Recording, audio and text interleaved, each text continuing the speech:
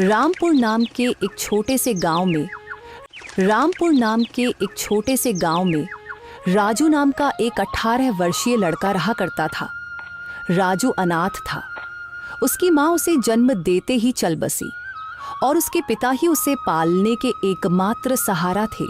जब राजू 8 साल का था तो उसके पिता किसी काम से जंगल गए और फिर कभी लौट कर नहीं आए। उसके बाद राजू पूरी तरह अकेला हो गया। राजू गांव की एक टूटी फूटी झोपड़ी में रहता था।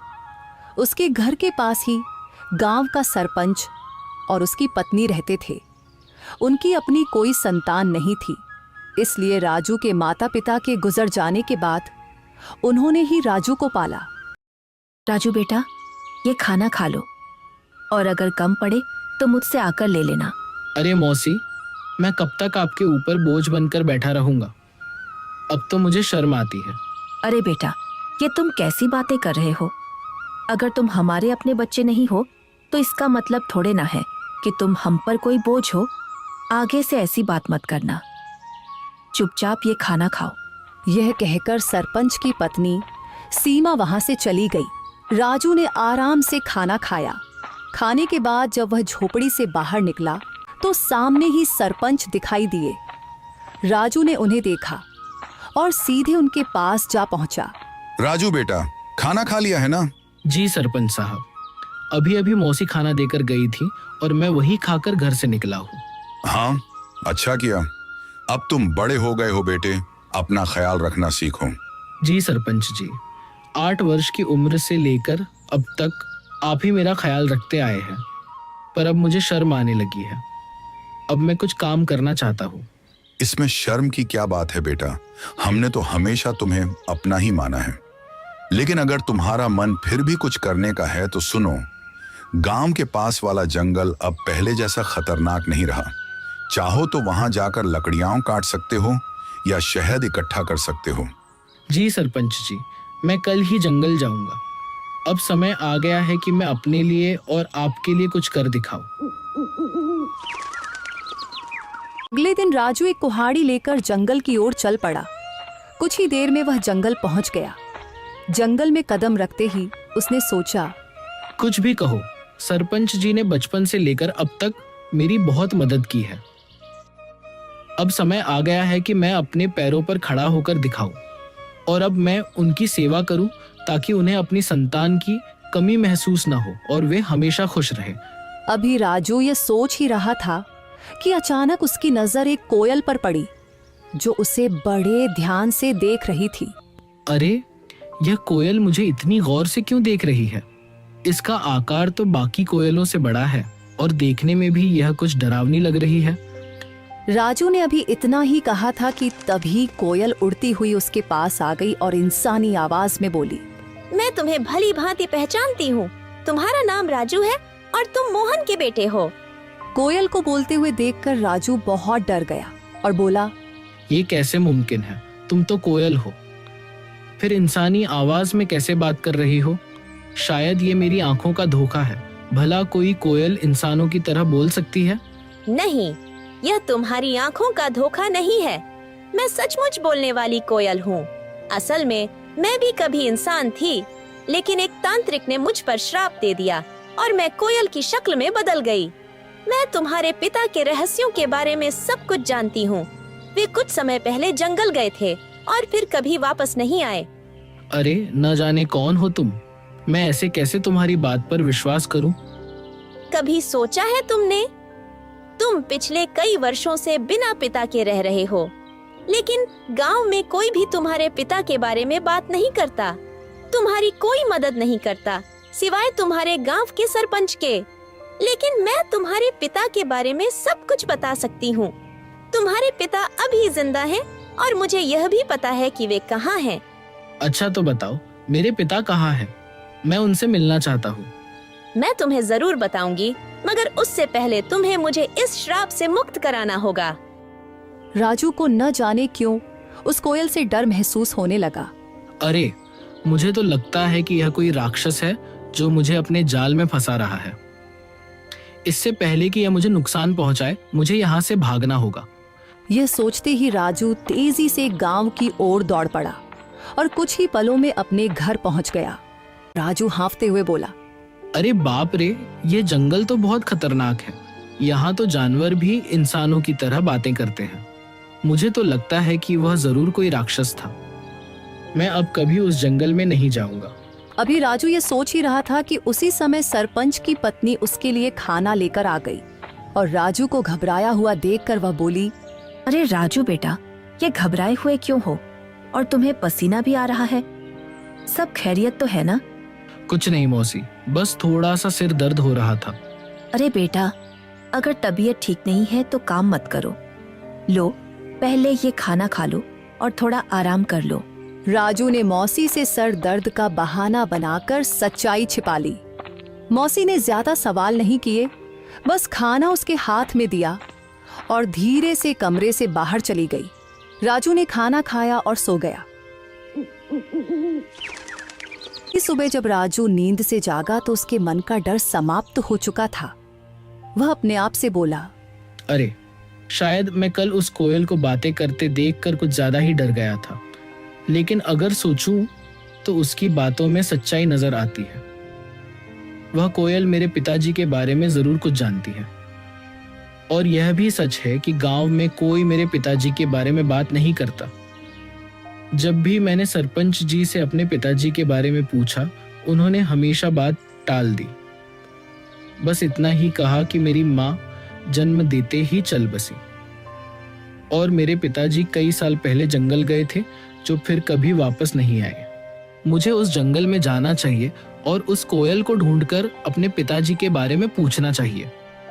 यह कहकर राजू जंगल की ओर चल पड़ा और कुछ ही देर में वह जंगल के उसी स्थान पर जा पहुंचा जहां कल उसे वह कोयल मिली थी। वह कोयल वहां पहले से ही मौजूद थी और राजू को देखकर उड़ती हुई सीधा उसके पास आ गई। मुझे पता था कि तुम जरूर आओगे, क्योंकि तुम भी अपने पिताजी मोहन की तरह ही बहादुर हो। मैं सिर्फ इसी वजह से आया हूँ क्योंकि मुझे अपने पिताजी से मिलना है। तुम कह रही थी कि तुम मेरे पिताजी के बारे में जानती हो, तो बताओ मेरे पिताजी कहाँ हैं? मुझे उनसे मिलना है। कल मैंने कहा था कि इसके लिए पहले तुम्हें मुझे इस श्राप से मुक्त कराना होगा, लेकिन तुम चिंता मत करो, मैं तुम्हारी मदद करना चाहती हूँ। तुम मुझे अपना दोस्त समझो। मैं जानती हूँ कि तुम बचपन से ही गरीबी से जूझ रहे हो और कभी कभी इस बात पर तुम्हें शर्म भी आती है। यह सुनकर राजू उदास होकर बोला, हाँ, तुम बिल्कुल सही कह रही हो। मैं सचमुच गरीब हूँ। बचपन से ही सरपंच जी और उनकी पत्नी ने मुझे पाला है, लेकिन अब हर वक्त उन पर बोझ बनकर रहना मुझे अच्छा नहीं लगता। मैं चाहता हूँ कि अब मैं खुद कमाऊं, ताकि वे दोनों चैन से बैठकर खाएं और खुश रहें। अगर तुम चाहो तो मैं तुम्हें धन कमाने का रास्ता दिखा सकती हूँ। अच्छा, मगर वह कैसे? तुम मेरी मदद कैसे कर सकती हो? मैं इस जंगल के सारे रहस्यों को जानती हूँ। आओ मेरे साथ चलो। ये कहकर कोयल उड़ चली और राजू उसके पीछे पीछे चल पड़ा। चलते चलते कोयल राजू को एक गुफा के अंदर ली। उस गुफा के बारे में किसी को कुछ पता नहीं था, क्योंकि यह जंगल पहले बहुत खतरनाक माना जाता था। इसीलिए लोग इस जंगल में आना पसंद नहीं करते थे। गुफा के अंदर जाते ही राजू की नजर एक बक्से पर पड़ी।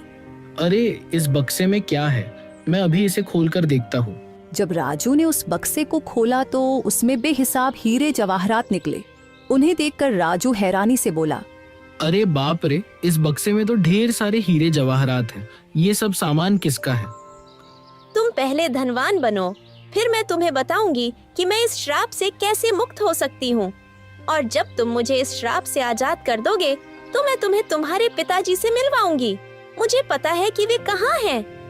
उस दिन का तो मुझे बेसब्री से इंतजार रहेगा। लेकिन एक बात याद रखना, मेरे बारे में किसी को कानो कान खबर नहीं होनी चाहिए। अगर किसी को पता चल गया तो तुम्हारे लिए अपने पिताजी से मिलना मुश्किल हो जाएगा। राजू वह बक्सा उठाकर अपने घर की ओर चल पड़ा। घर पहुंचकर उसने बक्सा एक तरफ रख दिया। इतने में सरपंच और उनकी पत्नी राजू के लिए खाना लेकर आए। जब उन्होंने एक तरफ रखा हुआ बक्सा देखा तो सरपंच ने राजू से पूछा, राजू बेटा, ये बक्सा कहाँ से आया और इसमें क्या है?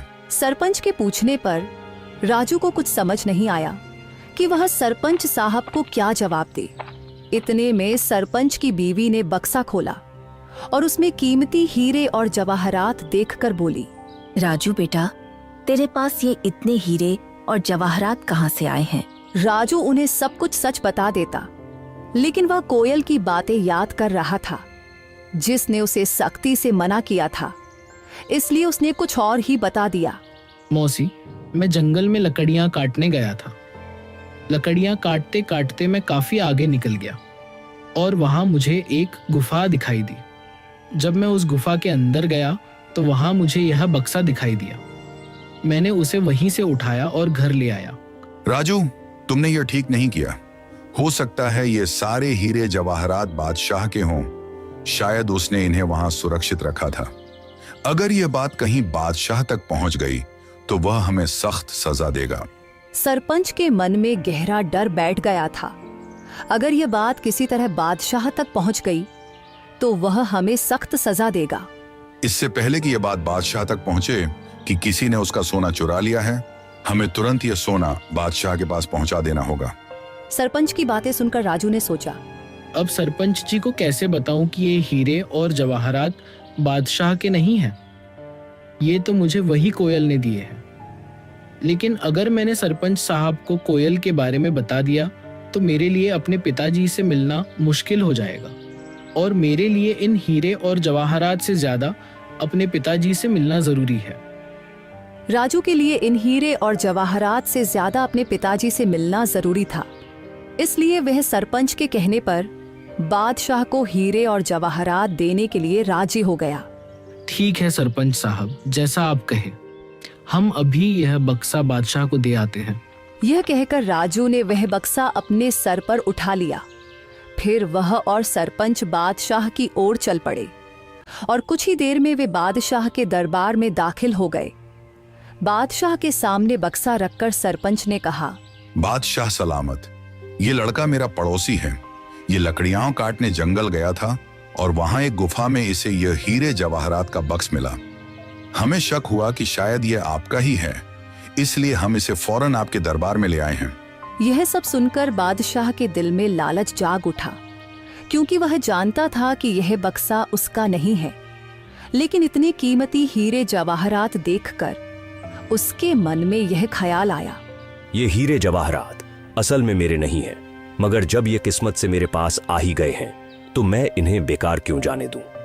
बेहतर यही होता है कि मैं इन लोगों को इसके बदले कुछ इनाम दे देता हूं ताकि वे खुश हो जाएं और ये खजाना भी मेरे पास ही सुरक्षित हो जाए। ये सोचकर बादशाह ने उनसे कहा, हाँ, यह बक्सा मेरा ही है। मैंने ही इसे वहां सुरक्षित किया हुआ था, लेकिन तुम दोनों ने ईमानदारी से यह संदूक मेरे दरबार में लाकर बहुत अच्छा किया है। मैं तुम्हारी इस सच्चाई से खुश हूं, इसलिए तुम्हें इनाम दिया जाएगा। ये कहकर बादशाह ने अपने सिपाहियों से कहा, सिपाहियों, यह संदूक इनसे ले लो और खजाने में रख दो। और हाँ, इन्होंने ईमानदारी का सबूत दिया है, इसलिए मेरे खजाने से इन्हें इनाम के तौर पर कुछ धन दे दिया जाए ताकि ये खुश भी हो जाए और दूसरों के लिए एक मिसाल भी बने।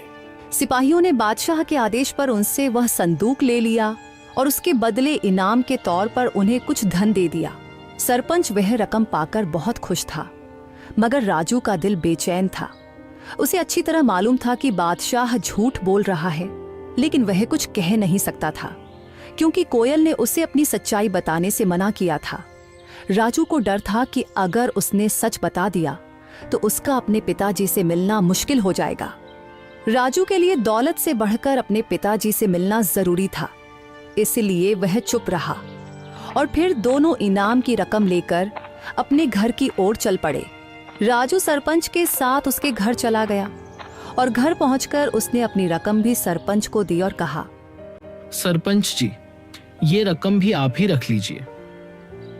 आपने हमेशा मेरी देखभाल की है और मुझे खुशी है कि ये रकम आपके काम आएगी।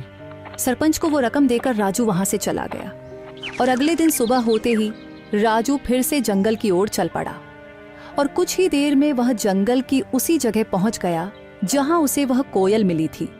तभी वहां एक साधु आ पहुंचा जो एक बरगद के नीचे बैठा था। उसने राजू से पूछा, अरे बेटा, तुम कौन हो और इस जंगल में क्या कर रहे हो? मैं मोहन का बेटा हूँ और मैं इस जंगल में आता जाता रहता हूँ। ये सुनकर साधु चौंक तो गया मगर कुछ नहीं बोला और चुपचाप वहां से चला गया। साधु के जाते ही कोयल उड़ती हुई वहां आ पहुंची। वह साधु तुमसे क्या कह रहा था? कुछ नहीं, वह बस पूछ रहा था कि तुम कौन हो और यहाँ क्या कर रहे हो। मैंने बताया कि मैं मोहन का बेटा हूँ और यहाँ आता जाता रहता हूँ। यह साधु असल में एक धोखेबाज है। उसने सिर्फ साधु का वेश ओढ़ रखा है, लेकिन अंदर से वह एक शैतान है। मुझे उस साधु से कोई मतलब नहीं है। मुझे सिर्फ तुम और अपने पिताजी की परवाह है। बस तुम बताओ कि मैं तुम्हें उस श्राप से कैसे मुक्त करवा सकता हूँ। अच्छा, तो चलो फिर मेरे साथ। वह राजू को एक गुफा के अंदर ले आई जहां एक शीशे की बोतल पड़ी थी जिसमें जल भरा हुआ था। कल पूर्णिमा की रात है। तुम्हें आधी रात को इसी जगह आकर आंखें बंद करके उस बोतल को तोड़ना होगा। बोतल टूटते ही मैं शराब के प्रभाव से मुक्त हो जाऊंगी और फिर तुम्हें यह राज बताऊंगी कि तुम्हारे पिता कहाँ हैं। क्या मैं इस बोतल को अभी तोड़ दूं? नहीं, कल पूर्णिमा की रात है। तुम इसे सिर्फ कल ही तोड़ सकते हो। इतना कहकर वह कोयल वहां से उड़ गई और राजू भी अपने घर की तरफ चल पड़ा और दूसरी तरफ वह साधु छुपकर उन दोनों की बातें सुन रहा था। वह भी राजू के पीछे चल पड़ा। जब राजू अपने घर के करीब पहुंचा तो उसने साधु को अपने पीछे आते देखा और वहीं रुक गया। साधु करीब आकर राजू से बोला, मैंने अपनी आंखों से देखा है कि तुम कोयल से बात कर रहे थे। देखो, तुम इस कोयल को नहीं जानते। वह कोई साधारण कोयल नहीं है। मैं सब जानता हूँ, लेकिन वह कोयल मेरे पिताजी के बारे में जानती है और मैं किसी भी कीमत पर अपने पिताजी को पाना चाहता हूँ। तुम्हारे पिताजी अब इस संसार में नहीं रहे। वह कोयल तुम्हें फंसाकर श्राप से मुक्ति पाना चाहती है। यह सुनकर राजू क्रोधित हो गया। अरे साधु महाराज, मैं साधुओं का सम्मान करता हूँ मगर तुम्हारे जैसे पाखंडी साधुओं का नहीं। याद रखो, इसके आगे मैं एक भी शब्द बर्दाश्त नहीं कर सकता। बेहतर है चुपचाप यहाँ से निकल जाओ। साधु कुछ कहने ही वाला था कि राजू ने उसे धक्का दे दिया और कहा, चले जाओ वरना तुम्हारे लिए अच्छा नहीं होगा। यह कहकर राजू अपने घर चला गया। और दूसरी तरफ सरपंच और उसकी बीवी जब अपने घर से निकले तो उनकी नजर साधु पर पड़ी। वे दोनों साधु के पास आए और सरपंच ने साधु से कहा, अरे साधु महाराज, आप यहाँ क्या कर रहे हैं? मैंने राजू को सच्चाई बताने का प्रयास किया, लेकिन वह सुनने को तैयार ही नहीं हुआ और वह उस कोयल को श्राप से मुक्त करवाना चाहता है। अगर वह कोयल अपने श्राप से मुक्त हो गई तो गांव में तबाही आ जाएगी। गांव का एक भी व्यक्ति जीवित नहीं बचेगा। हाँ, बिल्कुल सही, लेकिन राजू सुनने के लिए तैयार ही नहीं है। साधु महाराज, आप चिंता मत करें, मैं अभी राजू को समझाता हूँ। यह कहकर सरपंच उसी वक्त राजू के घर गया। राजू, यह मैं क्या सुन रहा हूँ? तुम जंगल में किसी कोयल से मिलते हो जो इंसानों की तरह बातें करती है। क्या तुम्हें यह अजीब नहीं लगा कि एक कोयल इंसान की तरह कैसे बोल सकती है? ओह, तो आपको पता चल गया। देखिए सरपंच जी, शुरू में मुझे यह सब अजीब लगा था, लेकिन अब नहीं। और मुझे पूरा विश्वास है कि यह बात आपको उस साधु ने ही बताई होगी। देखिए सरपंच जी, 8 साल पहले मेरे पिताजी रहस्यमय ढंग से लापता हो गए थे और वह कोयल जानती है कि मेरे पिताजी कहाँ हैं। मैं बस अपने पिताजी को पाना चाहता हूँ, उनसे मिलना चाहता हूँ। बेटा, तुम अपने पिताजी के बारे में कुछ भी नहीं जानते हो? हाँ, मैं नहीं जानता, बिल्कुल नहीं जानता, क्योंकि आपने कभी मुझे बताया ही नहीं और न ही गांव वालों ने कुछ कहा, तो फिर मैं कैसे जान पाता? अब मैं किसी की बात पर विश्वास क्यों करूं? बताइए। मुझे सिर्फ कोयल की बात पर विश्वास है और कल पूर्णिमा की रात है।